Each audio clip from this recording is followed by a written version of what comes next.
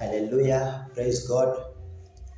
Nimekuja kunena na moyo wako ambao umefika mwisho, ambao unaona kwamba hauwezi, umejaribu ukashindwa kama mwanadamu, umetafuta vitu ukashindwa, umetafuta kazi ukashindwa, umetembea kwa waganga ukashindwa, umeenda kwa wachawi ukashindwa, umetafuta mbinu zote ukashindwa, umeng'ang'ana, umeteseka, umeng'ang'ana magonjwa, umetafuta madaktari wote umeshindwa, lakini nimekuja kunenea jioni ya leo katika jina la Yesu Kristo, ya kwamba kwa nguvu za Bwana na uwezo wa Bwana katika jina la Yesu, ya kwamba Mungu akutetee katika jina la Yesu. Hicho chochote umejaribu ukashindwa, umetafuta ukashindwa, umetafuta kazi ukashindwa, umeenda kila mahali ukakataliwa, ninakutangazia katika jina la Yesu ya kwamba Mungu wa majeshi akakutetee, mwenye nguvu akakutetee. Ninakutangazia katika jina la Yesu kwa nguvu za Bwana, mamlaka ya Bwana, ya kwamba mahali ulienda ukakataliwa, enda ukakubalike katika jina la Yesu.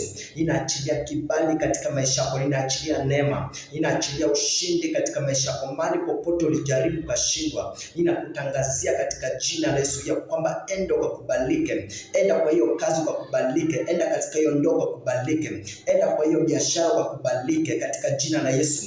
Umejaribu ukashindwa, umetafuta ukashindwa, kwa jina la Yesu. Biblia inasema kwamba tunapotafuta chochote kupitia Bwana ako na uweza, tunaweza yote kupitia yule atutiaye nguvu. Ninakutangazia kwa uwezo wa Bwana ya kwamba ukiwa na Yesu kila kitu kinawezekana.